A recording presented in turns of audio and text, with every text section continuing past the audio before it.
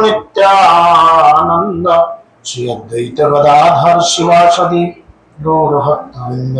हरे कृष्णा कृष्णा कृष्णा हरे हरे, हरे राम राम राम हरे हरे।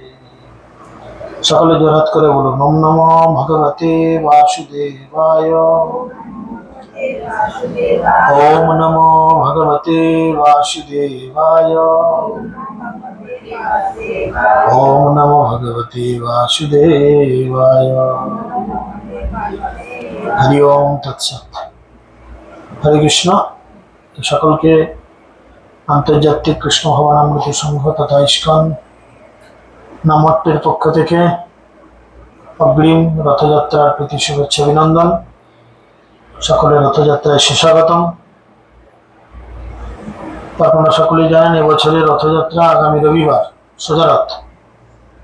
তো হুগলি জেলায় আমাদের ইসকন পরিচালিত অনেকগুলো রথযাত্রা হয়। তো তার মধ্যে নামট্টের দ্বারা পরিচালিত হয় তিনটে, ব্যান্ডেল চুঁচুড়ায় একটা আর সিঙ্গুরে একটা এবং তারকেশ্বরে একটা। তো এবছরে সোজা রথে ভক্তদের আসার জন্য অনুরোধ করা হয়েছে সিঙ্গুরে। তো আপনারা সকলে সকাল 10:30টার মধ্যে সিঙ্গুরে পৌঁছে যাওয়ার চেষ্টা করবেন। আর উল্টো রথের সেবার দায়িত্ব তারকেশ্বর।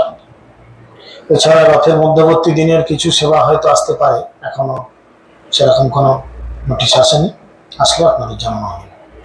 হরে কৃষ্ণ।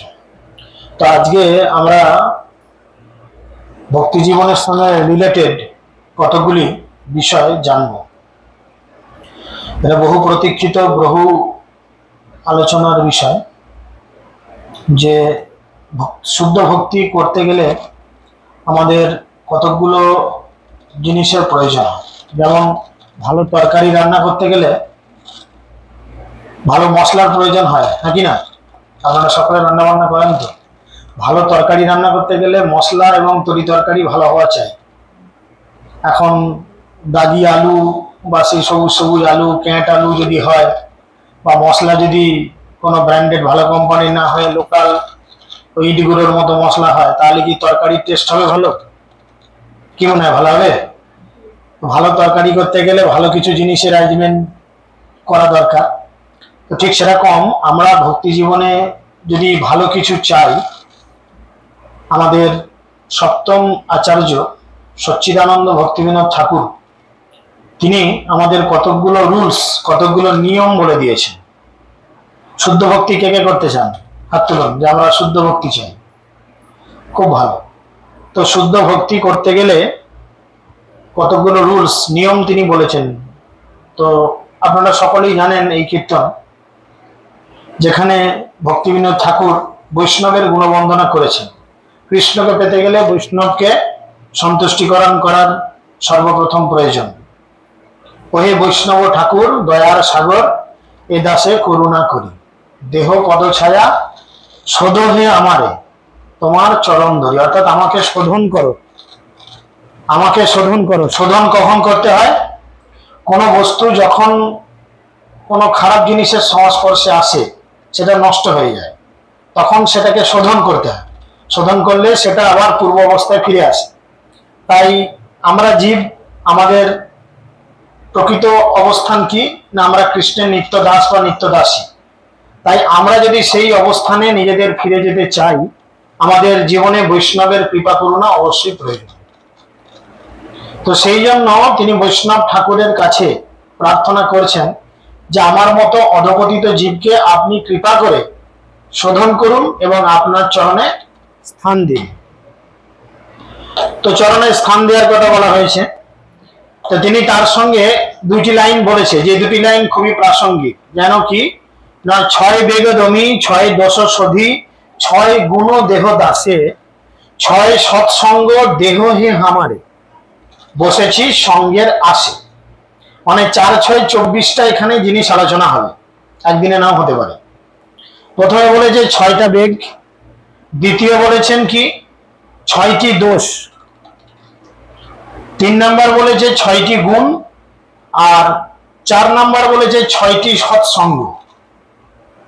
এই 4 রকম 6টি করে 4 6 24টা বিষয় যদি আমাদের কাছে পরিষ্কার হয়, তখন আমরা কি হব? আমরাও শুদ্ধতার জায়গা থেকে শুদ্ধ বৈষ্ণবে পরিণত হব এবং আমরা কৃষ্ণের সঙ্গে সাক্ষাৎ করার সুযোগ লাভ করব। এখন প্রথম পয়েন্ট হচ্ছে 6 বেগ। 6টি বেগ কি কি না, যদিও এই 4টি জিনিস উপদেশামৃতে 4টি শ্লোক 4 দিনের ক্লাস করা, তো প্রথম বলছে 6 বেগ। উপদেশামৃত শ্লোককে বলা হচ্ছে বাচ বেগম মনস ক্রোধ বেগম জিহ্বা বেগম কুপরস্থ বেগম এতন বেগম বিষয়হিত ধীর সর্বমপিয়াম পৃথিবীম সশিষ্যৎ। অর্থাৎ যিনি বাচবেগ, মনের বেগ, ক্রোধের বেগ, জিহ্বার বেগ এবং উপস্থের বেগ কন্ট্রোল করতে পেরেছেন, তিনি একদিন গোটা পৃথিবী শাসন করবেন। এরকম একজন উদাহরণ অবশ্যই হতে পারে শিল প্রভুপাদ। তো এখানে 6টা বিষয় বলা হয়েছে। কি কি? 1 নাম্বার হচ্ছে বাক্যের বেগ। যখনই নামতে আসবেন খাতা পেন অবশ্যই রাখবেন, কারণ এগুলো শিক্ষণীয় বিষয়। দেখুন, আমরা তো আর সত্যযুগের মানুষ নই। হরে কৃষ্ণ। আমরা তো আর সত্যযুগের মানুষ নই। ওটা একটু কাছে আনা তো, পাশে বসে ব্লুটুথটা ডিস্টার্ব করছে।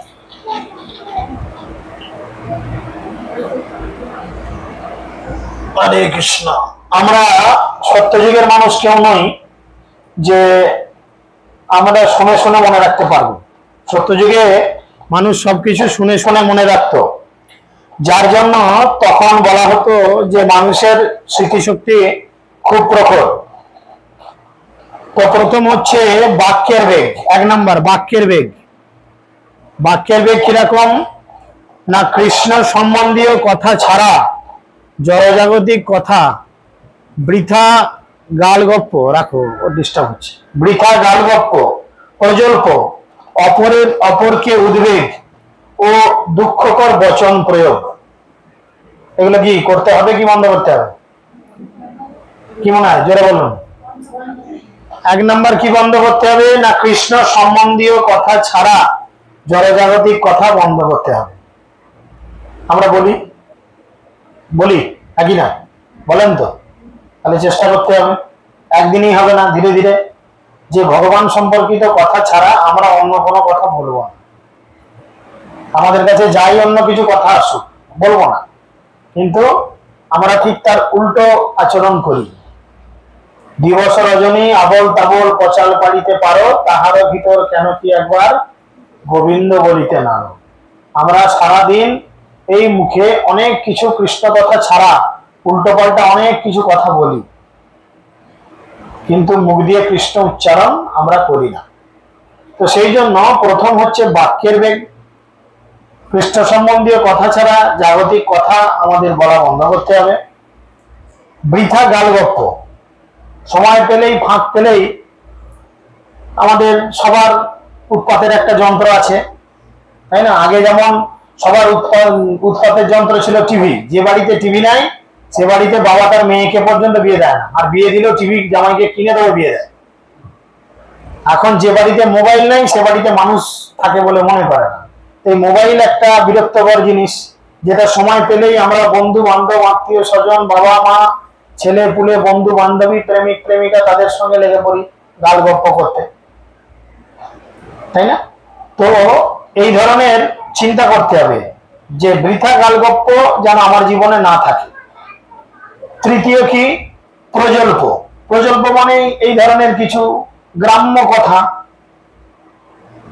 ভক্তিবিনোদ ঠাকুর তার সুন্দর করে কীর্তনের মধ্যে বলছেন, ভজন উপদেশে তিনি বলছেন, তেজ গ্রাম্য কথম সকলম বিফলম ভজ গোদ্রম কানন কুঞ্জ বিধুম। তিনি বলছেন তেজ গ্রাম্য কথম সকলম বিফলম, অর্থাৎ তোমরা গ্রাম্য কথা পরিত্যাগ করো। কেন না, এই গ্রাম্য কথা সমস্ত কিছুই বিফল মনোরথ হয়, একদিন না একদিন তোমাকে বিফল করবে। এর কোনো কাজ নেই, তোমাকে বিফল করবে। তাই প্রজল্প ত্যাগ করতে হবে। আর কি? অপরকে উদ্বেগ। ভক্তিবিনোদ ঠাকুর কিন্তু ভাগবতকে উপলব্ধি করে তিনি আমাদের বোঝার সুবিধার্থে তিনি কীর্তন আকারে সবকিছু বলেছেন। এই যে অপরকে উদ্বেগ, তার একটি কীর্তনের মধ্যে একটি লাইন তিনি বলেছেন, পরের উদ্বেগ দিয়েছি যে কত, দিয়েছি যে কত ক্লেশ। হে ভগবান, আমি জানি না আমি কত জন্ম জন্মান্তর ধরে অপর জীবকে উদ্বেগ দিয়েছি, টেনশন দিয়েছি, কষ্ট দিয়েছি, দিয়েছি কিনা চিন্তা করে দেখুন। আপনি সারা জীবনে কতগুলো ডিম ভেঙে খেয়েছেন, এই জীবনের কথা চিন্তা করুন, হিসেব পাবেন? হ্যাঁ, পেটি ঢুকে গেছে পেটে, হিসেব পাওয়া যাবে? বিকে রায়ের হ্যাচারির হয়তো অর্ধেক হ্যাচারির মুরগি আমাদের পেটে। হ্যাঁ, 4-5টা সেই হ্যাচারির বড় বড় যে ঘর থাকে না, মুরগিগুলোকে পাকা খাওয়া হয়, হয়তো 3-4টে ঘরের যা মুরগি সব তোমার পেটে ঢুকে গেছে 20-30 বছরে। হয়তো এই কানপুরের যদি গ্রামটাকে 4 ভাগ করা যায়, ওই 4 ভাগ করার 1 ভাগ বাড়িতে যদি ছাগল চাষ হয়, হয়তো 100-200 পিস ছাগলের মাংস তোমার পেটে ঢুকে গেছে এতদিন। উদ্বেগ দিয়েছি, কষ্ট দিয়েছি, হ্যাঁ কি না? এরপর তো লোকের পেছনে কাটি মারা আছে, এর তার পেছনে ধান ভাঙা আছে, কাটি মারা আছে, আখতা কুখতা বলা আছে, নোংরা কথা বলে কাউকে আঘাত করা আছে, কারোর কোনো অপরাধের জায়গা ধরে সেই জায়গাটা বারবার আঘাত করা আছে, দিয়েছে। তো এইগুলো থেকে নিজেদের কি করতে হবে? সরিয়ে আনতে হবে। হয়তো আমাদের মধ্যেও আছে, আপনাদের মধ্যে হয়তো ততটা নেই, আমার মধ্যে হয়তো রয়েছে কাউকে আঘাত দেওয়া, কাউকে নোংরা কথা বলা, কাউকে কাঁদিয়ে দেওয়া, হয়তো এরকম রয়েছে। আমার কথাতে হয়তো কেউ কষ্ট পায়, হতে পারে। এটা আমাকেও হয়তো সংযোজন বা সংশোধন হতে হবে। আপনারা আশীর্বাদ করবেন আমি যাতে সংশোধিত হতে পারি। তো সেই জন্য অপরকে উদ্বেগ, এই ধরনের কথা বা এই ধরনের আচরণ আমাদের করা উচিত নয়। আর শেষ বলছে কি, দুঃখকর বচন, মানে এমন কোনো কথা বলা উচিত নয় যাতে অপরে কেউ দুঃখ পায়। বুঝতে পারলাম কি কি বলা হলো? একটা একটা করে পয়েন্ট বলেই বলো।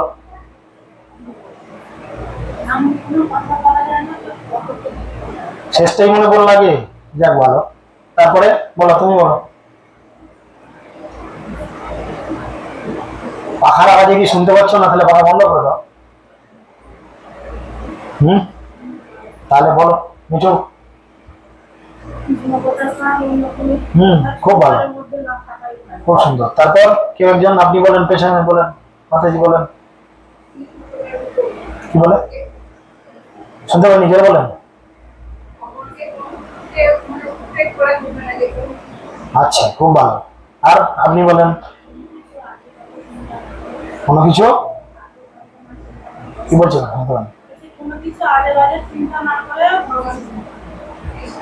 ঠিক সেটা নয়, জলজাগতিক কথা বলা বন্ধ করতে হবে। আর কি? বৃথা গাল গপ্প, তাই না? এগুলো হচ্ছে 1 নাম্বার বাক্যের বেগ, মানে কথা বলাকে কন্ট্রোল করতে হবে। ভগবান মুখ দিয়েছে বলেই, আর আমি কথা বলতে পারি বলেই বরবর বরবর বরবর বরবর করে বকবো, বকো, ভালো কথা, কিন্তু কি বকতে বলছে? কৃষ্ণ কথা ছাড়া অন্য কোনো কথা বলো না।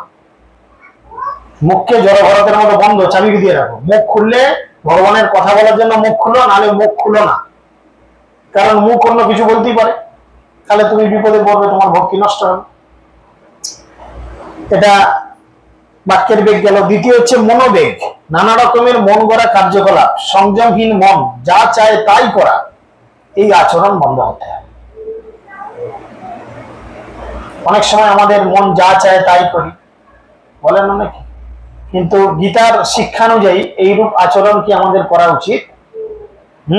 গীতার শিক্ষা কি বলেন? গীতার কি শিক্ষা? গীতায় কৃষ্ণ কিভাবে আচরণ করতে বলেছেন? মনের কথা শুনতে বলেছেন, হ্যাঁ কি না? তাহলে কিসের কথা শুনতে বলেছেন? কিভাবে চলতে বলেছেন? কিভাবে? কিভাবে? মন হয়তো অন্য কিছু খারাপ করার চিন্তা করছে, কিন্তু আমাকে সেটা ভাবতে হবে না, ওটা অন্যায়, পাপে করলে। বুঝলাম, যেটা বলছেন এটা ঠিক, কিন্তু কিভাবে, কার দ্বারা, ওটাকে কে বোঝায়? মনকে কে বোঝাবে? কার বাবার সাথে মনকে বোঝায়? হ্যাঁ বলো। বুদ্ধির দ্বারা। গীতায় ভগবান বলছেন দ্বিতীয় অধ্যায় যে মনকে বুদ্ধির দ্বারা বোঝাতে হবে। মন চাইছে, খুব খিদা লেগেছে, রাস্তা দিয়ে আস্তে আস্তে ওই তেমাতার মোড়ে মুরগির দোকানটার পাশে বড় বড় বেশ বেগনে চপ এসব ছাঁকা চলছে, গরম গরম চলছে। হ্যাঁ, 2 টাকার চপ আর এই 2 টাকার মুড়ি আর গোটা 2 চপ হলে কাঁচা লঙ্কা দিয়ে হেভি হতো 5 টাকা দাঁড়িয়ে দাঁড়িয়ে। খিদে ছিল, খেতেই পারতাম, কিন্তু বুদ্ধি দিয়ে কি বিচার করা হলো যে যে ব্যক্তি চপ ছাঁকছেন তিনি বৈষ্ণব নন, তাহলে সে মুখে দোক্তা খৈনি বা কোনো নেশার বস্তু গ্রহণ করে সে চপ ছাঁকছে, তিনি বৈষ্ণব নন। মানে কি, খাদ্যের মধ্যে দিয়ে তার গুণটা আমার শরীরে প্রবেশ করবে। তিনি যে খাদ্যদ্রব্য প্রস্তুত করছেন সেটা ভগবানকে নিবেদিত নয়, তার মধ্যে পেঁয়াজ রসুন থাকতেই পারে। তাহলে বুদ্ধি দিয়ে বিচার করতে বলছে যে তোমার খিদে পেয়েছে মানলাম, তোমার খিদে পেয়েছে মানলাম, তো ক্ষুধাটা তুমি অন্য জায়গায় গিয়ে নিবৃত্তিকরণ করো, তোমাকে এখানেই এগুলো খেতে হবে তার কি মানে আছে? তাহলে এখানে নানা রকমের মন গড়া কার্যকলাপ আমাদের করা উচিত না। ইচ্ছা গেল একটা ভগবানের জন্য মূর্তি কিনে নিয়ে চলে এলো, এরকম অনেক আছে না? পকেটে পয়সা আছে, একটা গোপাল কিনে নিয়ে চলে এলাম, পকেটে পয়সা আছে, 2 গৌণিতার মূর্তি কিনে নিয়ে চলে এলাম। এতে কি হলো? এতে সেবা অপরাধ বাড়বে। 64 যে সেবা অপরাধ, সেই সেবা অপরাধ আমাদের ধীরে ধীরে বাড়বে। তার থেকে এরকম আলেখ্যে সেবা করলে কোনো অপরাধ নেই, আলেখ্যে সেবা করলে কোনো অপরাধ নেই। এতে টাইমে হোক না হোক ভগবান কোনো অপরাধ গ্রহণ করেন না, কিন্তু বিগ্রহ মানেই তাকে টাইমে সবকিছু করতে হবে। 1 মিনিট এদিক ওদিক হলেই বিগ্রহের চরণ অপরাধ হবে, আর অপরাধ হলে কি হবে? ভক্তি নষ্ট হবে। তাই মন গড়া কার্যকলাপ আমাদের কখনো করা উচিত নয়। আমাদের সবসময় আমরা যার তত্ত্বাবধানে রয়েছি সেই ধরনের কোনো সিনিয়র বৈষ্ণবের সাথে বা সিনিয়র ভক্তের সাথে যে কোনো বিষয়ে আলোচনা করতে হবে। আমি বিয়ে করতে গেলেও আমাকে গুরুদেবের সঙ্গে আলোচনা করতে হবে, গুরু মহারাজ আমি আমার ইন্দ্রিয়ের বেগ কন্ট্রোল করতে পেরে উঠছি না, তো আমি বিবাহ বন্ধনে আবদ্ধ হতে চাই, তো আপনি অনুমতি করুন। এখন আমি যদি একজন মহিলাকে পছন্দ করে বিয়ে করি, আমার টাকার পয়সা খরচা করি, তো বিয়ে করবো লক্ষ্যে খাওয়াবো, তো আমার গুরুদেবকে জিজ্ঞেস করতে হবে কেন? গুরুদেব কি ঘটকালি করবে না? গুরুদেবকে কেন না? এটা তত্ত্বাবধান। তাহলে আমি যার তত্ত্বাবধানে রয়েছি, আমার যদি একটা বাদকর্ম পায় সেটাও আমাকে তাকে জিজ্ঞেস করে বলা উচিত যে আমার এখন একটা জোরে পেয়েছে, আমি কি একটা বাদকর্ম করবো? উদাহরণ সাপেক্ষে বলছি। তার মানে কি, বাড়িতে আমি যাই করি না কেন, আমার ভক্তি জীবনে যে কোনো কার্যই আমি করি না কেন, আমাকে সবসময় আমার নিজের মন গড়া স্পেকুলেশনে গেলে হবে না। ভক্তিবিলাস গৌরচন্দ্র স্বামী মহারাজ উনি বলেন যে কখনো স্পেকুলেশন করো না, স্পেকুলেশন করা উচিত না। শাস্ত্র সিদ্ধান্ত অনুযায়ী জীবনযাপন করো, অথবা সিনিয়র কোনো ভক্তকে জিজ্ঞেস করো যে এটা আমার জন্য কি ঠিক না ভুল, সে বলবে এটা ঠিক কি ভুল। সংযমহীন মন যা চায় তাই করা কখনোই আমাদের উচিত না। মন সংযমহীন, মনকে বুদ্ধির দ্বারা কন্ট্রোল করতে হবে, এটা 2 নাম্বার। 3 নাম্বার হচ্ছে ক্রোধের বেগ, যেটা আমার তো একদমই নাই। ক্রোধের বেগ ইন্দ্রিয় ভোগে ব্যাঘাত হেতু রূঢ় আচরণ বা বিক্ষিপ্ত হওয়া। আমরা কখন রাগি? আমাদের কখন রাগ হয় বলেন তো? ইন্দ্রিয়গুলো আমাদের অপূর্ণতা থাকলেই, ইন্দ্রিয়গুলো যদি ঠিক মতো না পায় কোনো বিষয়, তখনই রাগ হয়। রাগ হয়, তুমি খেতে বসলে তোমার হয়তো 5 পিস আলুর দরকার, 5টা আলু হলে তোমার বেশ ভালো করে খাওয়া হয়, দেখলে তোমার রোগের জ্বালা 1টা আলু দিয়েছে। হ্যাঁ, এখন যেমন আমার চলছে, রাগ ধরতেই পারে, কিন্তু বুদ্ধি দিয়ে বিচার করতে হবে, এটা হলে তোমার জন্যই ভালো। তো আমরা সচরাচর কি করি? ক্রোধের জন্য নিজেদের সমস্যা ডেকে আনি, তাই না? আমি একটা মেয়েকে ভালোবাসলাম, আমি তাকে পেলাম না, তার বাপ অন্য জায়গায় বিয়ে দিয়ে দিল, তার মানে কি আমার ইন্দ্রিয়গুলো তাকে পেয়ে সন্তুষ্টিকরণ হলো না? ব্যাস, এবার দেখ কেমন লাগে খেল, মারধর, দাঙ্গা দাঙ্গি, সুইসাইড করা, বিষ খাওয়া, গলায় ধরবে, ভ্যারাইটিস কত রকম পদ্ধতি আছে। কেননা ইন্দ্রিয় তৃপ্তির ঘাটতি ঘটেছে। তাই ইন্দ্রিয় ভোগে যদি ব্যাঘাত হেতু রূঢ় আচরণ, ইন্দ্রিয় সবসময় বিক্ষিপ্ত হবে, ইন্দ্রিয় সবসময় বিক্ষিপ্ত হবে, কিন্তু ইন্দ্রিয়র কথায় লাফালে চলবে না। ইন্দ্রিয়র কাজ হচ্ছে তোমাকে বিক্ষিপ্ত করা, আর তোমার কাজ হচ্ছে যত শীঘ্র সম্ভব নিজেকে কন্ট্রোল করা।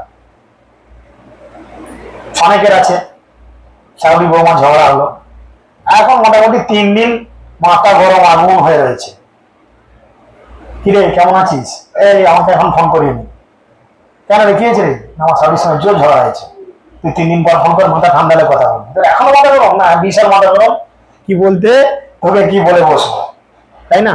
তো ক্রোধ আমাদের জীবনে আসবে, এটা স্বাভাবিক ব্যাপার, এটা আসবেই, আমারও আসে আপনারও আসবে, আসবে, কিন্তু আমাদের কি করতে হবে, এই ক্রোধকে যত শীঘ্র সম্ভব কন্ট্রোলে নিয়ে আসতে হবে। মানে আপনি যত তাড়াতাড়ি রেগে যাবেন ঠিক তত তাড়াতাড়ি ঠান্ডা হতে হবে। রাগকে মাথায় পুষে রাখলে হবে না। যদি রাগ পুষে রাখেন কি হবে, আপনার শরীরের সমস্যা হবে, মনের সমস্যা হবে, আরো অনেক কিছু ভক্তি জীবনের সমস্যা হবে। এইভাবে বিক্ষুব্ধ হওয়া উচিত নয়। 4 নাম্বার হচ্ছে জিহ্বার বেগ। জিহ্বার বেগ এটা নতুন করে বলার কিছু নেই। জিহ্বার বেগে ইতিউতি ধায়, সে কি করে ব্রহ্মাণ্ড পার নাহি পায়। জিহ্বার বেগ আমাদের থাকে। আজকে গোটা পাড়ায় কালী পুজো হচ্ছে, যে রাস্তা দিয়ে হাঁটছি গন্ধ পাচ্ছি, সবার ঘরে হচ্ছে, আমার ঘরে একটু হলে হতো নি।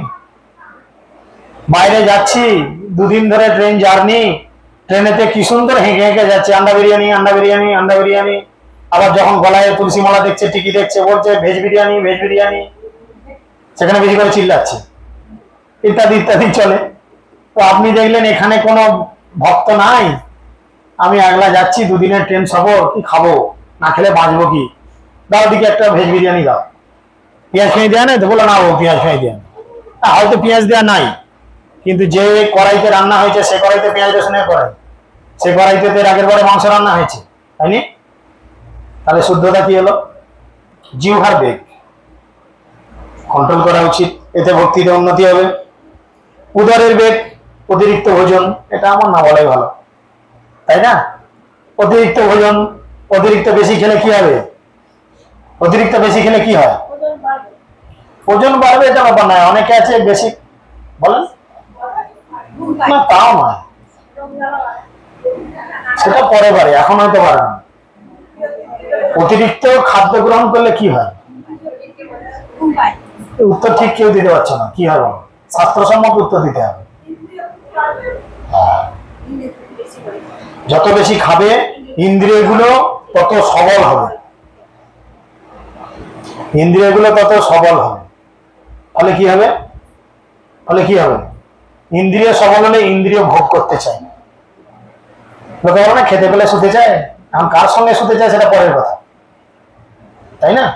খারাপ ভাবে নেবেন না, বিষয় হচ্ছে কি, এটাই হচ্ছে বিষয়। খেলে কি হবে? ইন্দ্রিয়গুলো সবল হবে, আর তখন সে সেগুলো ভোগ করতে চাইবে, আর ইন্দ্রিয় ভোগ মানেই আমাদের পতনের কারণ। ইন্দ্রিয়গুলোকে কন্ট্রোল করতে হবে, এটা একটা গেল। অতিরিক্ত ভোজন। 6 হচ্ছে উপস্থ বেগ, স্ত্রী এবং পুরুষ সঙ্গ লালসা, বুঝতেই পারছেন, নতুন কিছু বলার নেই। তো এইটা হচ্ছে 6 বেগ, উপরে হেডিং করতে হবে 6 বেগ। এই 6টা বেগ, এবং এই 6টা বেগকে শাস্ত্রে বলা হয়েছে এই 6 প্রকার বেগ যিনি দমন করতে সমর্থ, তিনি সমগ্র পৃথিবীকে শাসন করতে পারেন, যিনি এই 6টাকে কন্ট্রোল করতে পেরেছেন, তাই না?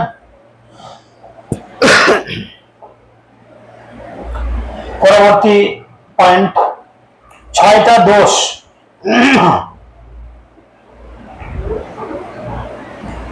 6টা দোষ কি কি?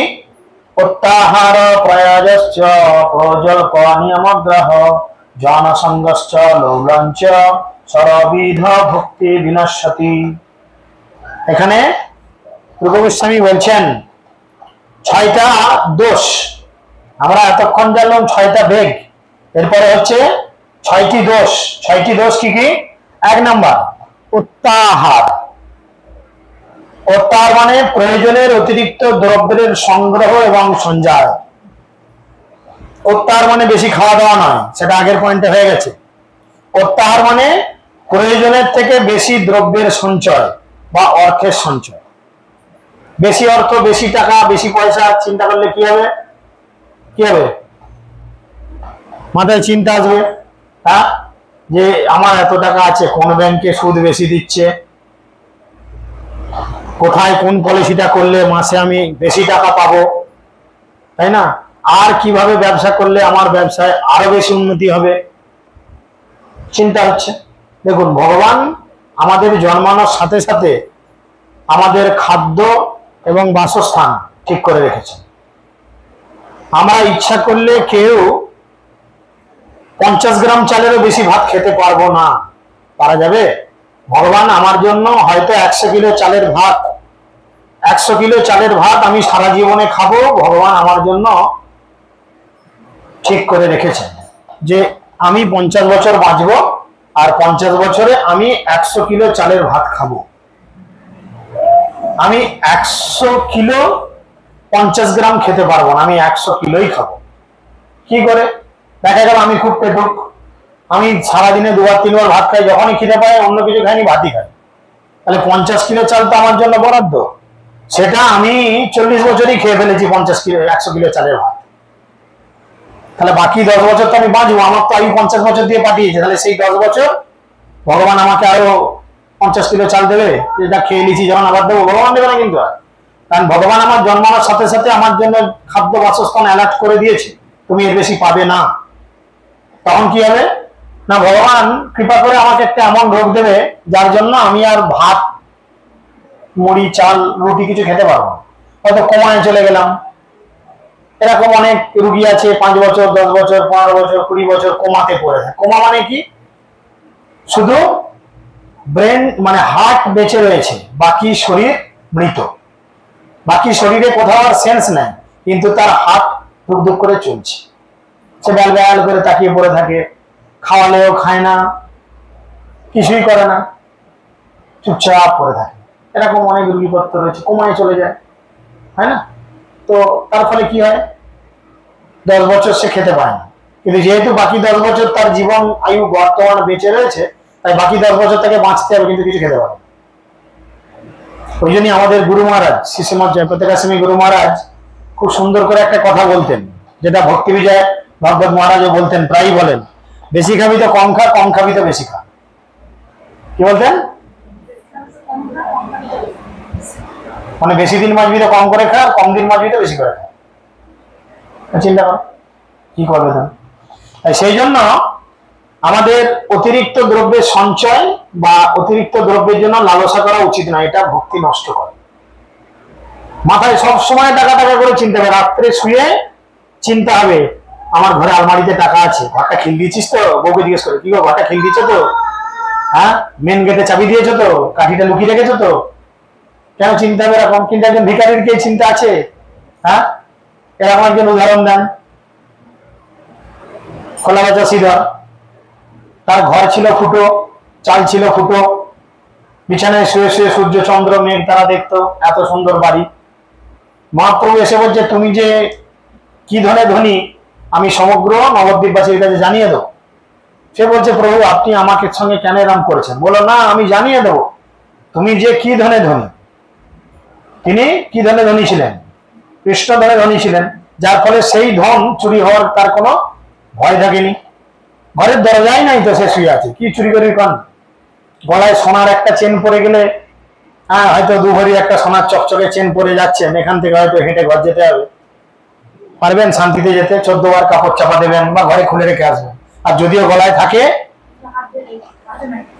ভয় থাকবে কেউ রাস্তার মাঝে এসে যদি এক্ষুনি গলাটা ঘ্যাঁচ করে উড়িয়ে দিয়ে চেনটা নিয়ে চলে যায়, হতেই পারে।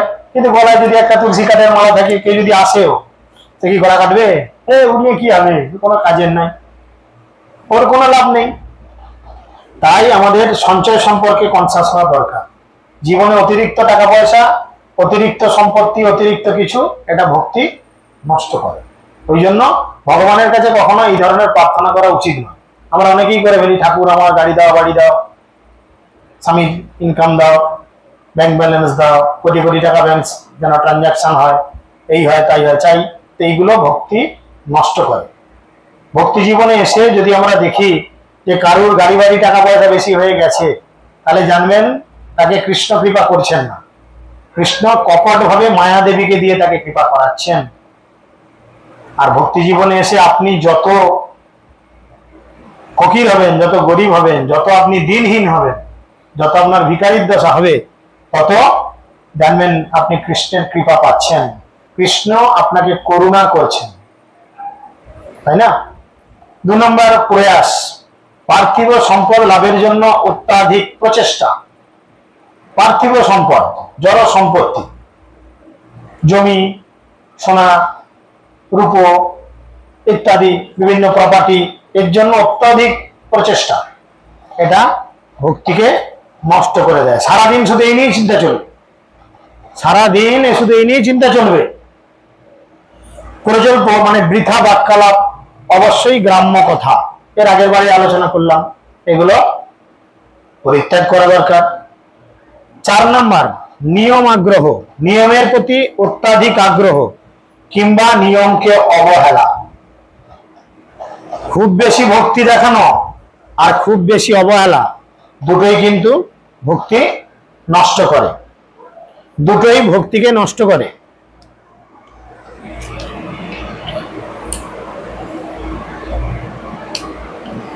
হরে কৃষ্ণ হরে কৃষ্ণ হরে কৃষ্ণ কৃষ্ণ কৃষ্ণ হরে হরে, হরে রাম রাম রাম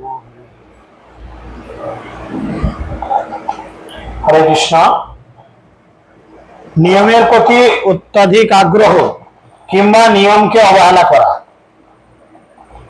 একটা বাংলা প্রবাদ রয়েছে যে অতিভক্তি কিসের লক্ষণ?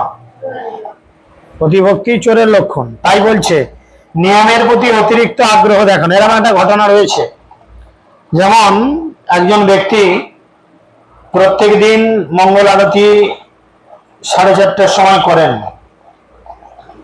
প্রত্যেক দিন 4:30টায় মঙ্গল আরতি করেন। এখন একদিনের ঘটনা এরকম যে সে 4:30টায় আরতি করার জন্য 4টার আগে 3:30 পৌনে 4টায় ঘুম থেকে উঠে স্নান, বাথরুম ইত্যাদি তিলক টিলক করতে আধা ঘন্টা টাইম লেগে যাবে। একদিনের ঘটনা এরকম যে সে 3:30 4টের মধ্যে ঘুম থেকে উঠতে পারছে না বা পারেনি।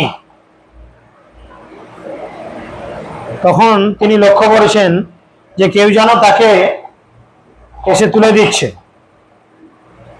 সে স্নান টান করে নিল, স্নান টান করে নেওয়ার পর যখন তিনি মন্দিরে যাচ্ছেন তখন সেই ব্যক্তিকে জিজ্ঞেস করছেন, তুমি কে? তুমি আমাকে ঘুম থেকে আজকে তুলে দিলে, তুমি কে? কি তোমার পরিচয়? বলছে আমি হচ্ছি স্বয়ং কলি, আমি হচ্ছি স্বয়ং কলি। বললো কলির তো কাজ ভক্তিকে বাধা দেয়া, তুমি আমাকে তুলে দিলে কেন? কেন তুলে দিল? কি মনে হয় কেন তুলে দিল আজকে? কি মনে হয় আপনাদের? কি মনে হয় কেন তুলে দিল? বলেন, আপনি বলেন, আপনার কি আইডিয়া হতে পারে কেন তুলে দিল? বলেন।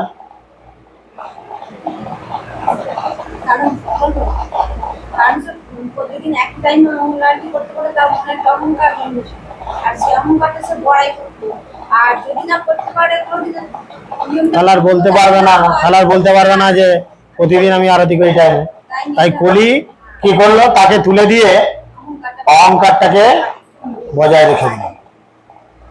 এরকম আমাদের জীবনে অনেক ক্ষেত্রে হবে। দেখবেন ভগবান অনেক সময় আমাদের এইভাবে পরীক্ষা করে। তো এই জন্যই অতিরিক্ত বেশি আগ্রহ আবার অতিরিক্ত বেশি অবহেলা কোনটাই ঠিক নয়। যেটুকু প্রয়োজন সেটুকুর মধ্যেই আমাদের থাকা উচিত। 5 নাম্বার হচ্ছে জনসঙ্গ, অর্থাৎ কৃষ্ণ বিমুখ যে সমস্ত লোক, জড় বিষয়ী লোক, তাদের সঙ্গ পরিত্যাগ করা। বারবার বলছেন, আর আমরা সেই সমস্ত লোকেদের সঙ্গই বেশি করি। ভক্তি জীবনে আপনি উন্নতি করছেন কিনা, বিশেষ করে মাতাজিরা, বাপের ঘর যাওয়ার ইচ্ছা কার কার খুব বেশি রয়েছে? হাত তোলেন। আমার বাপের ঘর যেতেই হয়, মনে মনে ছুটতে হয়, প্রায়ই যাই। বাপের ঘর না গেলে মনটা খারাপ হয়ে যায়। ভক্তি জীবনে যেতে আসবেন, যদি বাপের বাড়ি ভক্ত না হয়, দেখবেন সে বাপের বাড়ি যাওয়ার জন্য আর ইচ্ছা থাকবে না, যতই বাবা মা হোক। আর যদি ঠিক তার উল্টোটা হয়, জানতে হবে আপনি ভক্তি ঠিক করছেন না, আপনি জড় বিষয়ের প্রতি আসক্ত। কৃষ্ণ বিমুখ যে সমস্ত মানুষ, শাস্ত্রে বলছে যার মুখে ভাই হরি কথা নাই, কি বলছে? তার মুখপানে তুমি চেয়ে থাকো, চার মুখপানে তুমি চেয়েও না, যারে দেখে ভুলে যাবে হরি তার তার কাছে যেও না। মুখপানে দেখা তো পরের কথা, তার কাছে তুমি যেও না। তো সেই জন্য আমাদের কৃষ্ণ বিমুখ যে জড়সঙ্গী বিষয়ী লোক, তাদের সঙ্গ পরিত্যাগ করা উচিত। শেষ হচ্ছে লৌল, অর্থাৎ চিত্তের চঞ্চলতা বা পার্থিব সুখলাভের বাসনার ব্যাকুলতা। কোন ব্যক্তি যখন উপরোক্ত এই 6টি দোষের দ্বারা আবদ্ধ হয়ে পড়ে, তখন তার পারমার্থিক জীবন বিনাশ হয়ে যায়। এটা লৌল।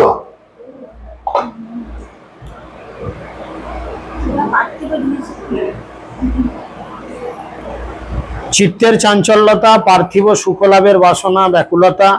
কোন ব্যক্তি যখন উপরোক্ত 6টি দোষের দ্বারা আবদ্ধ হয়ে পড়ে, তখন তার পারমার্থিক জীবন বিনাশ প্রাপ্ত হয়। এইটা গেল 6। কি এটা কি গেল? 6 দোষ। সব হাঁ করে ক্যাবলার মতো তাকিয়ে আছে, কারুর উত্তর নেই। বাংলায় বলছি, অসুবিধা হচ্ছে? এরপরে হচ্ছে কি 12টা গেল, এরপরে 18টা হবে। 6 গুণ, 6টা গুণ কি কি? সেখানে বলছে কি 1 নাম্বার গুণ হচ্ছে উৎসাহ।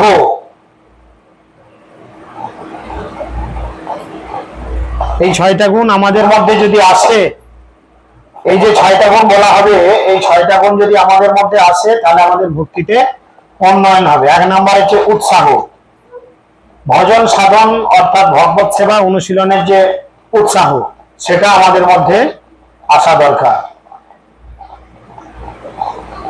শুধু বাসন্তী একাই ছুটছে চতুর্দিকে প্রচারের জন্য, বাকিরা কলকাঠি নেড়ে যাচ্ছে, এটা কোনোদিন উচিত নয়। আজ যদি বাসন্তীর শরীর খারাপ হলো, সে হাতে ঘরে পড়ে রইল, হতেই তো পারে। মানুষের শরীর, রক্ত মাংসের শরীর খারাপ ভালো হতেই পারে। তাহলে ও যদি পড়ে থাকে, এখানে প্রচার হবে না। বাকিরা এতদিন কি করলো, কি শিখলো, তাই না? তাহলে কি করতে? উৎসাহ সবার মধ্যে থাকতে হবে। আজকে নাম ভক্ত দেখা যাচ্ছে বিকাল 5টা, 5:30টার সময় হয়তো 1-2জন ভক্ত আসছে, তারাই মাদুর বিছাচ্ছে, তারাই আরতি জোগাড় করছে, তারাই কীর্তন করে আরম্ভ করছে। বাকিরা সব ঘরের কাজ শেষ করে সন্ধ্যে 7টা, তারা জানে প্রভু তো আসবে সেই 7টা, 7:30, তো তখনই না হয় যাব, সেটাই ভালো হবে। তো ভক্তিতে উৎসাহ বৃদ্ধি করার জন্য আমাদের অবশ্যই উৎসাহ দরকার। মনের মধ্যে একটা স্ফূর্তি, চলো নামাতে যাব, নিজেও যাব, অপরকে নিয়ে যাওয়ার জন্য অনুপ্রাণিত করব। তাহলে কি হবে? আমাদের ভক্তিতে উন্নয়ন হবে, এতে ভগবান খুশি হবে। 2 নাম্বার নিশ্চয়তা। 6টা গুণের মধ্যে দ্বিতীয় পয়েন্ট হচ্ছে নিশ্চয়তা। পরমেশ্বর ভগবান শ্রীকৃষ্ণ আমাকে অবশ্যই রক্ষা করবেন, এই দৃঢ় বিশ্বাসে কৃষ্ণ অনুশীলন, যে ভগবান আমাকে রক্ষা করবেন। আমাকে রক্ষা পাওয়ার জন্য মনসা, শীতলা, কালী, দুর্গা, শিব, ব্রহ্মা, ইন্দ্র, বরুণ, চন্দ্র আদি সমস্ত দেবতাদের কাছে ছুটতে হবে না, আমাকে ভগবানই রক্ষা করবে। এই বিশ্বাস নিয়ে যদি আমরা থাকতে পারি, তাহলে আমাদের ভক্তি জীবনে উন্নয়ন হবে। কারণ কৃষ্ণ কৃপা করার জন্য আসছেন। আপনি চিৎকার করছেন, আপনি হরিনাম করছেন, মানে কি? হরে কৃষ্ণ কথার অর্থ কি? হে ভগবান শ্রীকৃষ্ণ, হে সর্বাকর্ষক ভগবান শ্রীকৃষ্ণ, হে ভগবানের আহ্লাদিনী শক্তি শ্রীমতী রাধারানী, হে আনন্দ বর্ধনকারী বলরাম বা হে রাম, আপনারা কৃপা করে আমাকে আপনাদের সেবায় যুক্ত করুন। হরিনাম যে আমরা করছি, জপ করছি,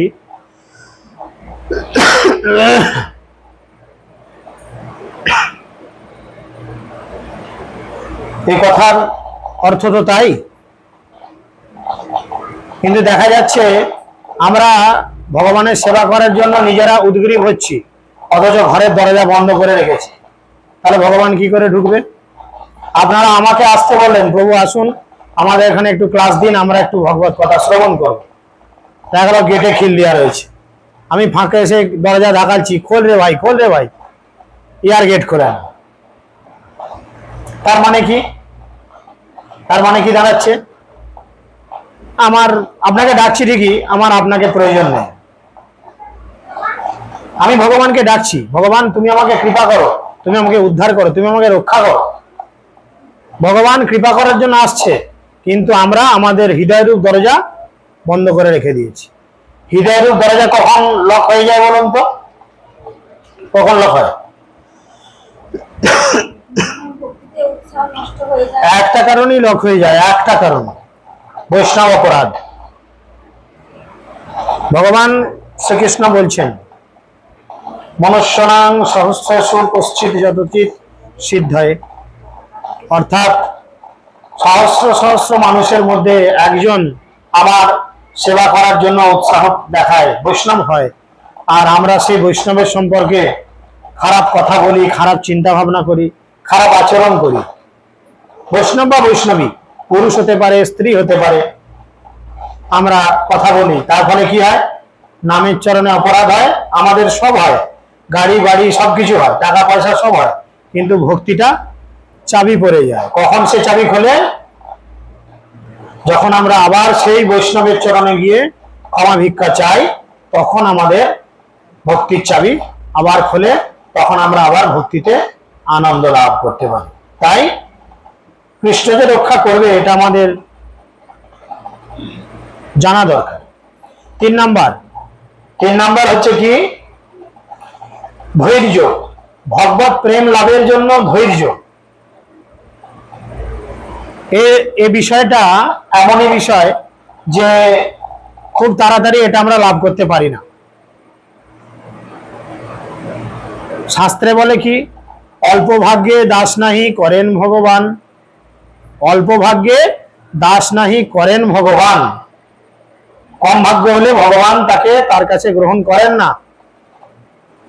হ্যাঁ, কখনোই হতে পারে না। আগে ভক্তি পরে মুক্তি, তারপর হয় কর্মবন্ধ নাশ, তবে সে হইতে পারে ভগবানের দাস। তাই না? তো সেই জন্য আমাদের খুব ধৈর্য ধরে ভগবত প্রেম লাভের জন্য ধৈর্য ধরে থাকতে হবে। জীবনে প্রতিকূলতা আসবে, আমাদের সকলের জীবনেই প্রতিকূলতা আসবে, খারাপ ভালো সময় আসবে, কিন্তু খারাপ সময় ভেঙে পড়বো না, আবার খুব আনন্দের সময় আমরা ভগবানকে ভুলে যাব না। এরকম ভাবে নিজেদের তৈরি করতে হবে এবং বিধিনিষেধগুলো পালনে শৈথিল্য না করা। 16 মালা জপ করতে বলেছে, আবার বলেও দিয়েছে যদি তোমার ঠিকমতো 16 মালা আজকে জপ না হয় তো তুমি আগামীকাল এটা শোধ করবে, এটা বলাই আছে। তাহলে আমি আজকে একটু শরীরটা আলিস্যি লাগছে, থাক কালি করবো। আমাকে আমার সমস্ত ক্ষমতা দিয়ে চেষ্টা করতে হবে আজকেই যতটা পারি 16 মালা কমপ্লিট করার। যদি একান্ত না হয় তখনের কথা, তখন আরতি করার কথা বলা হয়েছে, কিন্তু বেশিরভাগই ভোগ লাগিয়ে দিচ্ছি, একটা ধূপ দেখিয়ে ছেড়ে দিচ্ছি। ছিল না এরকম কিছু ভুলভ্রান্তি? তো এইগুলো সংশোধন হতে হবে, তাহলে আমাদের ভক্তিতে উন্নয়ন হবে। একে কাছারে দেওয়া যায়। ততৎ কর্ম প্রবর্তন, অর্থাৎ শ্রবণ কীর্তন ইত্যাদি ভক্তি অনুকূল কর্ম সম্পাদন। আমাদের শুধু শুনলেই চলবে না, যেমন শুনতে হবে, শোনার পাশাপাশি আমাদের মুখে কীর্তন করতে হবে। তার মানে কি? যেটা শুনবো আমরা সেটা লোকের কাছে গিয়ে বলবো, এখানেই ফেলে রেখে যাব না। আপনাদের অনেকেরই স্বামীরা আসেনি, আপনাদের উচিত তারা শুনুক বা না শুনুক, তাদেরকে ছলে বলে কৌশলে যেভাবে হোক আমরা যে কথা শুনে যাচ্ছি সে কথা তাদের কানের মধ্যে পৌঁছে দেয়া। তাহলে ধীরে ধীরে ধীরে ধীরে কি হবে? তারা ভক্তিতে উন্নয়ন করবে। আর যত আমরা তাদের রাগ মেজাজ দেখে কৃষ্ণ কথা না পৌঁছে দেবো, তত কি হবে? আপনাদের ভক্তি জীবনেই সমস্যা বাড়বে। তাই শ্রবণ কীর্তন ইত্যাদি ভক্তি অনুকূল কর্ম সম্পাদন। অনুকূল মানে যেটা আমাদের ভক্তিতে উন্নয়নে সহায়তা করে, সেই কাজ করতে হবে। আজকে হাঁটু ব্যথা, পায়ে ব্যথা, আমি আজকে গলাটা খুব ব্যথা, আজ আর কীর্তন করবো না, থাক। চেষ্টা করতে হবে নিজেকে সবকিছু করার। আর কি? সঙ্গ ত্যাগ। ভণ্ড, নাস্তিক বা মায়াবাদী, স্ত্রৈণ অভক্ত বা বিষয়ীর সঙ্গ আমাদের পরিত্যাগ করতে হবে। যারা ভণ্ড, যারা নাস্তিক, মানে নাস্তিক কাদের বলে? যারা ভগবানে বিশ্বাস করে না। মায়াবাদী, মায়াবাদীর ভাষ্য শুনিলে হয় সর্বনাশ, মহাপ্রভু বলেছেন। সে মায়াবাদী। এখন আমরা ফেসবুক বা হোয়াটসঅ্যাপ খুললে দেখি এরকম অনেক কীর্তনীয় দল রয়েছে যারা মায়াবাদী, যারা গীতার শিক্ষানুযায়ী আপনাকে জীবনযাপন করার জন্য বলে না, তারা তত্ত্ব কথা বলে। সিঁদুর কেন কিনে পড়তে নাই? আরে বাবা, সিঁদুর যদি কিনে না পড়বে তা সিঁদুর কোথা থেকে পড়বে? তুমি হয়তো কিনছো না, কেউ না কেউ তো কিনছে। তুমি হয়তো কিনছো না, তোমাকে কেউ যখন দিচ্ছে সে তো কোথাও না কোথাও কিনছে, না সে বাড়িতে সিঁদুর উৎপাদন করছে।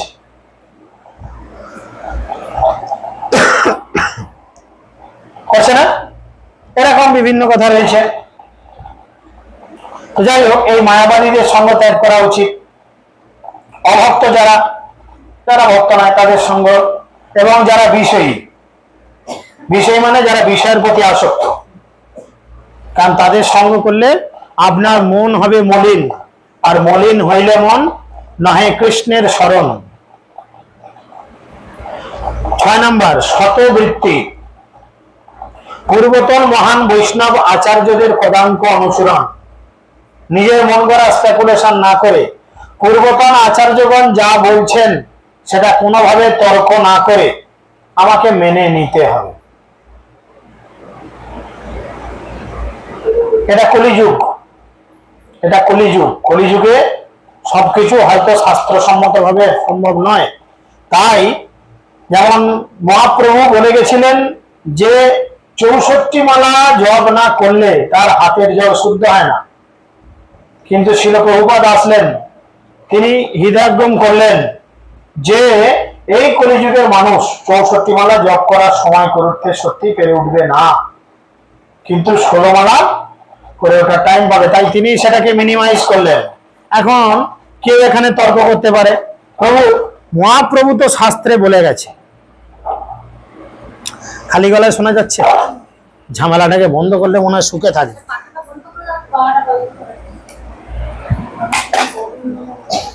তো বিষয় হচ্ছে কি, যে মহাপ্রভু তো বলে গেছেন যে 64 মালা জপ, তো আমি করেই দেখি না, যদি না পারি তখন না হবে। এগুলো হচ্ছে মন গড়া স্পেকুলেশন। সাধুগুরু বৈষ্ণব কি বলছে আমার সেটা জানা দরকার। এই যেমন কয়েকদিন আগে নির্জলা একাদশী গেল, তো আমরা নির্জলা একাদশী, কারা কারা নির্জলা করেছিলেন? করেননি? দেখুন, যারা করেছেন তারা কি সাধুগুরু বৈষ্ণবের সঙ্গে সমালোচনা করে করেছেন? তাদের বক্তব্য কি হবে? প্রভু আমরা তো দেখছি পঞ্জিকায় লেখা আছে সম্পূর্ণ নির্জলা উপবাস। হ্যাঁ, তার সাথে তো লেখাও আছে রাত্রি জাগরণ। প্রতিটা একাদশীতেই তো লেখা আছে রাত্রি জাগরণ উপবাস করছি, রাত্রি জাগরণ করছি, রাত জাগছি। আমি তো কোনোদিনই জাগিনি আজ পর্যন্ত, জাগছি। তাহলে আমাকে যে তত্ত্বপ্রদানকারী ভক্ত রয়েছে বা আমি যার তত্ত্বপ্রদানে রয়েছি তাদের সঙ্গে আলোচনা করতে, প্রভু বা মাতাজি এটা আমাদের জন্য কতটা সঠিক? কারণ পঞ্জিক মানে কি বলো, ওটা একাদশীর মাহাত্ম্যতে লেখা রয়েছে ভীম ভালো করে একাদশী পালন করতে পারতো না, ক্ষুধার জ্বালায় সে সবকিছু খেয়ে ফেলতো, থাকতে পারতো না। তাই সে জানতে চেয়েছিল যে এমন একটা ব্রতের কথা বলো যাতে আমার সবটা হয়ে যায়। তাই তাকে বলা হয়েছিল যে ঠিক আছে, তোমাকে 24টা একাদশী পালন করতে হবে না, তুমি একটা একাদশী পালন ঠিক করে করো, তাহলেই তুমি 24টা একাদশীর ফল পাবে। কিন্তু আমরা তো সবকটা একাদশী সিস্টেম অনুযায়ী পালন করি। আমরা পঞ্চশস্য বর্জন করি না, কেউ খান, বর্জন করি। একাদশীর দিনে অতিরিক্ত হরিনাম জপ করি, হরিকথা শ্রবণ করি। তাহলে আমাদের জন্য তো এই নিয়মটা নয়, কিন্তু আমরা নিজেদের খেয়াল খুশি মতো ইগোর লড়াইয়ে চলে যাই। এটা বুঝতে পারি না যে এটা আমার একটা অহংকারের জায়গা তৈরি করছে। মায়া সবসময় আপনাকে কি করে ফল ডাউন করা যায় চেষ্টা করবে, সেটা যেভাবেই হোক। আপনি বুঝতে পারবেন না আপনার মনের মধ্যে কোন জায়গায় কোনটা অহংকার, আপনি চিনতে পারবেন না। সোনা এবং ইমিটেশন দুটোকে কিন্তু দূর থেকে দেখতে একই না, বরঞ্চ ইমিটেশনটা সোনার থেকে আরো বেশি চকচক করে, একই না? যারা সোনা চেনে না তারা ইমিটেশনটাকেই সোনা মনে করে নিয়ে চলে আসে, টিনের টুকরোটাকে নিয়ে চলে আসে না? তো ঠিক সেরকম আমাদের আগে আইডেন্টিফিকেশন করতে হবে, আমাদের জানতে হবে যে আমরা যেটা করছি এটা কি শাস্ত্র সিদ্ধান্ত অনুযায়ী ঠিক করছি না ভুল করছি। খেয়াল করে মতো জীবন কাটালে এই যে 6টা সমস্যা এইগুলোর মধ্যে আসে। আমরা তখন চিনে উঠতে পারি না যে এটা আমাকে পতন করার জন্য। যে ব্রাহ্মণকে কেন তুলে দিল? কলি ব্রাহ্মণকে ভোরবেলা 3:30 পৌনে 4টে প্রতিদিন ওঠে, আজকে উঠতে পারেনি বলে কেন তুলে দিল? যাতে তার অহংকারটা বর্তমান থাকে, সে যাতে অহংকারটার মধ্যে থেকে তার পতন হয়। কারণ সে যদি একদিন দেরি করে ওঠে আর লোকের কাছে বলতে পারবে না আমি 4:30 উঠি, তাই লজ্জা পাবে, ছিছি। তার মানে সে তার কর্মফলের জন্য নিজেকে অনুতাপ করবে, আর অনুতাপ হচ্ছে প্রতিটা পাপের প্রায়শ্চিত্ত। আমি ভুল করে যদি অনুতাপ করি, হ্যাঁ দেখো এটা আমার করা ঠিক হয়নি, আমাকে ক্ষমা করো, তাহলে এটা ক্ষমা করে দেওয়া উচিত। তাই সে যদি অনুতাপ করে না আমি পারিনি উঠতে, আমি তাহলে আর কেমন ভক্ত, আমি তো ঠিক করছি না, তাহলে তার মন থেকে অহংকার দূরে চলে যাবে। কিন্তু যদি সে উঠলো মানে তার অহংকারটা বর্তমান রইল। তেমন এই একাদশী করার পর একটু হৃদয়টা ফুলে উঠলো, ও তুই করতে পারিস নি, আমি করেছি জানিস, কষ্ট হলেও করেছি। এদিকে বলছি আমার কোনো অহংকার নেই প্রভু, আমি কিছু অহংকার করছি না, কিন্তু এটাই অহংকার আমি বুঝতে পারছি না। কারণ মায়া আমাকে বুঝতে দেবে না। মায়া কি করে? আমাদের ওপরে একটা পর্দা বিস্তার করে। নারদ মুনির সেই গল্প তো মনে আছে, এমন পর্দা বিস্তার করলো যে নারদের মতো শুদ্ধ ব্রহ্মচারী সেও বিয়ে করতে ছুটলো, তাই না? অতএব মায়া সবসময় আমাদের উপর একটা পর্দা ঢেকে দেবে। সাধুগুরু বৈষ্ণবের দ্বারা সেই পর্দা সরিয়ে আসল সত্য যাচাই করা দরকার। এই যে বললো কি, আমরা কি কি শিখলাম? অতিরিক্ত বেশি আগ্রহ দেখানো আর একদম আগ্রহ না দেখানো, দুটোই আমাদের ভক্তি নষ্ট করে। কোনো জিনিসে বাড়াবাড়ি ভালো নয়, তাহলে আমাকে সেই জায়গায় সামঞ্জস্য করে চলা উচিত। এই 6টি বিধি অনুসারে পারমার্থিক জীবনযাপন করলে ভক্তিযোগে অবশ্যই সিদ্ধি লাভ করা যায়। শেষ 6টা 6 সৎসঙ্গ, এটা আমাদের জন্য খুব গুরুত্বপূর্ণ। কি না, প্রীতির সহিত কৃষ্ণ ভক্ত সঙ্গ 6 প্রকারে সাধিত হয়। ভক্তদের সঙ্গে আমাদের 6 রকম ভাবে মিশতে হয়। তাই এই সঙ্গকে প্রীতি লক্ষণ বা ভক্তিপোষক সঙ্গ বলা হয়ে থাকে। সেটা কি? দদাতি প্রীতিগৃহ্ণাতি গুজ্জমাখ্যাতি পৃচ্ছতি ভুয়ন্তে ভোজয়ন্তে চৈব সরবিধি প্রীতি লক্ষণম। 6টি লক্ষণ কি কি না, ভগবত ভক্তকে প্রয়োজনীয় দ্রব্য প্রীতিপূর্বক দান করা, শুদ্ধ ভক্তকে কিছু জিনিস প্রীতিপূর্বক মানে প্রেম সহকারে তাকে দান করা, দিতে হয়। 1 নাম্বার। 2 নাম্বার কি? ভক্তের 2 নাম্বার ভক্তের প্রতিদান সাদরে গ্রহণ করা। ভক্ত যদি তোমাকে কিছু দেয় সেটাকে গ্রহণ করা উচিত। না না প্রভু এ কি এ ধরনের আচরণ করা ঠিক নয়। ভক্ত যদি তোমাকে কিছু দেয় সেটা গ্রহণ করা উচিত।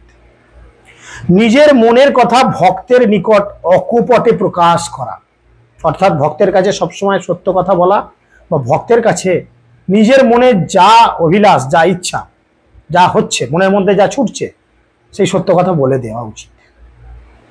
যদি না বলি মনে মনে রাখি কি হলো? পেট ফুলবে, ব্যাস, পেট ফুললেই অশান্তি বাড়বে। 4 নাম্বার কি? ভজন বিষয়ের কথা কেবলমাত্র ভক্তের কাছেই আমরা জিজ্ঞাসা করব। যিনি ভক্ত সম্পর্কিত কিছু বোঝেন না, ভক্তি সম্পর্কিত কিছু বোঝেন না, তার কাছে আমরা ভজন বিষয়ক কোনো কথা, কোনো আলোচনা করব না, তাই না? সেটা যদি করি আমাদের ভক্তি নষ্ট হলো। আর কি? 5 নাম্বার ভক্তের দেওয়া ভগবত প্রসাদ গ্রহণ। ভক্ত যদি আপনাকে কিছু প্রসাদ পাওয়ার জন্য খাওয়ায় আপনাকে, সেই খাবার সাদরে গ্রহণ করা উচিত। আর শেষ পয়েন্ট কি? ভক্তকে প্রীতি সহকারে ভগবত প্রসাদ নিবেদন। ভক্তর কাছ থেকে খাওয়া, ভক্তকে খাওয়ানো, দুটোই কিন্তু ভক্তি জীবনে আমাদের উন্নয়নের কারণ। তো আমরা যদি এইগুলি সঠিকভাবে মেনে চলতে পারি, এই যে 24টা পয়েন্ট আলোচনা করলাম খুব সংক্ষিপ্ত সময় 1 ঘন্টার মধ্যে, যদি এগুলো অনেক বড় বড় আলোচনা, অনেক বড় তত্ত্ব কথা, অনেক বড় বিষয়, তো এই 24টা পয়েন্ট কি সবার কাছে ক্লিয়ার হয়েছে? কারুর কোনো আলোচিত বিষয়ের উপর কোনো প্রশ্ন? হরে কৃষ্ণ কৃষ্ণ কৃষ্ণ হরে হরে, হরে রাম রাম রাম হরে হরে।